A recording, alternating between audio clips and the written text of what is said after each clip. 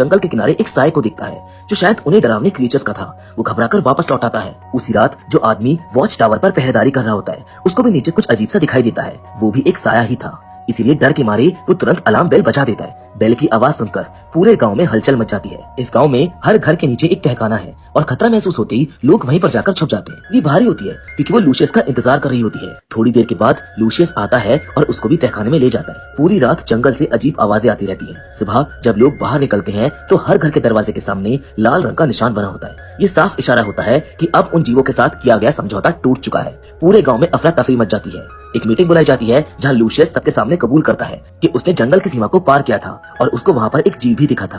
लेकिन चूंकि उसके इरादे बुरे नहीं थे उसको माफ कर दिया जाता है और वादा लिया जाता है कि वो अब ऐसा दोबारा नहीं करेगा।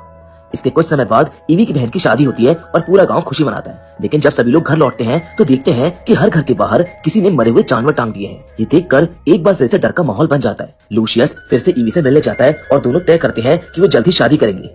लेकिन अगली सुबह एक और बड़ा झटका लगता है। नोआ जो बचपन से ईवी को पसंद करता था लूशियस से जलन के चलते उसको चाकू मार देता है। लूशियस बुरी तरह जख्मी हो जाता है और गांव में इलाज की कोई सुविधा नहीं होती। उसकी जान खतरे में पड़ जाती है। नोआ को सजा के तौर पर एक अंधेरे कमरे में बंद कर दिया जाता है जहाँ ऐसे लोग रखे जाते हैं जो नियम तोड़ते हैं या किसी को नुकसान पहुंचाते हैं। उधर जब ईवी को ये सब पता चलता है तो वो टूट जाती है। उसके पिता एडवर्ड जो गांव के बड़े एल्डर्स में से एक हैं, अपनी बेटी का दर्द देखकर खुद जंगल में जाने की बात कहते हैं ताकि बाहर से इलाज मंगवाया जा सके। लेकिन उनकी पत्नी उनको रोक देती है और कहती है हमने जो वादा किया था उसको हम तोड़ नहीं सकते हैं। अब ईवी खुद ये फैसला लेती है कि चाहे जो कुछ भी हो जाए वो इस जंगल को पार करेगी और बाहर जाकर मदद लेकर ही लौटेगी, सिर्फ अपने प्यार लूशियस की जान बचाने के लिए। अब ये कहानी एक नया मोड़ लेती है। ईवी के पिता एडवर्ड जो खुद गांव के एल्डर्स में से एक हैं, सबके खिलाफ जाकर अपनी बेटी का साथ देते हैं। वो उसे बाहर जाने की इजाजत दे देते हैं। लेकिन सफर पर निकलने से पहले एडवर्ड ईवी को गांव के एक सीक्रेट रूम में लेकर जाते हैं और उसको कई ऐसे सच बताते हैं जो आज तक किसी को बताए नहीं गए थे। वो ईवी को बताते हैं कि असल में जंगल में कोई असली क्रिएचर्स नहीं है। जिन प्राणियों से सबको डराया गया है वो दरअसल गांव के कुछ एल्डर्स होते हैं जो खास तरह के कॉस्ट्यूम्स पहनकर जंगल में जाते हैं। इसका मकसद सिर्फ इतना है कि गांव का कोई भी इंसान कभी भी गांव से बाहर जाने की हिम्मत ना कर सके। अब जब ईवी को सच्चाई पता चल चुकी है तो उसके मन में अब किसी भी तरह का डर नहीं रह जाता है। गांव के 2 और लड़के ईवी के साथ भेजे जाते हैं। लेकिन जंगल में जाते ही वो दोनों डरकर वापस भाग जाते हैं। जंगल में अजीब सी आवाजें आ रही होती है जो उनको डरा देती है।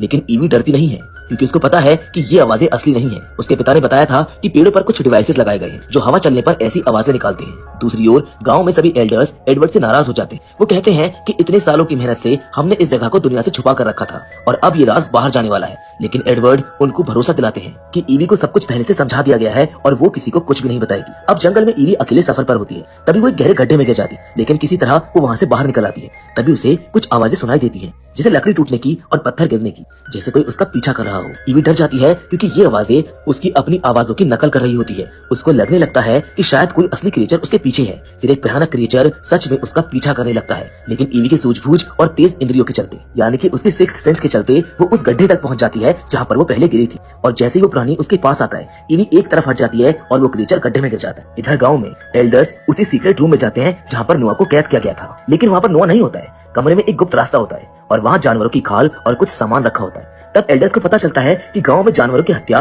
दरअसल नोआ कर रहा था, ना कि वो क्रिएचर्स जिनका डर फैलाया गया था। यहीं पर आपको ये भी पता चलता है कि नोआ को एल्डर्स के राज के बारे में पता चल गया था। उसके पास भी वही कॉस्ट्यूम था जिसको पहनकर वो जंगल में घूमा करता था। यानी अब वो भी गांव वालों को डराने लगा था, ठीक उसी तरह जैसे कभी एल्डर्स डराते थे। लेकिन जब उसको पता चला कि ईवी और लूशियस शादी करने वाले हैं तो वो अपना आपा खो बैठा और लूशियस को चाकू मार दिया। अब पता चलता है कि जो क्रिएचर जंगल में ईवी के पीछे था और जो गड्ढे में गिरा वो कोई और नहीं बल्कि नोआ ही था और अब उसकी मौत हो चुकी है। ईवी अपने सफर पर आगे बढ़ती है। उसके पिता ने उसको एक सीक्रेट रास्ता बताया था जिससे वो एक ऊंची दीवार के पास पहुंचती है। दीवार के उस पार सड़क होती है। तभी वहाँ पर एक गाड़ी आती है जिसमें से एक पुलिस वाला उतरता है। वो ईवी को देखकर चौंक जाता है क्योंकि ये इलाका एनिमल सेंचुरी कहलाता है, एक ऐसी जगह जहाँ पर इंसानों का जाना मना है और ना ही वहाँ कोई उड़ान जाती है। दरअसल गांव के लोग सोचते थे कि वो किसी पुराने जमाने में जी रहे हैं, लेकिन असल में ये सब 21वीं सदी का ही हिस्सा है। ईवी उस पुलिस वाले को एक चिट्ठी देती है जो उसके पिता ने उसको दी थी और साथ ही में एक सोने की घड़ी भी, क्योंकि उसके गाँव में पैसे नहीं होते हैं। पुलिस वाला पहले तो अपने सीनियर को बताना चाहता था, लेकिन ईवी की मासूमियत और सच्चाई को देखकर वो मदद करने को तैयार हो जाता है। वो जरूरी दवाई लाकर ईवी को दे देता है जिसको वो वापस वहीं पर छोड़ देता है जहाँ से वो आई थी।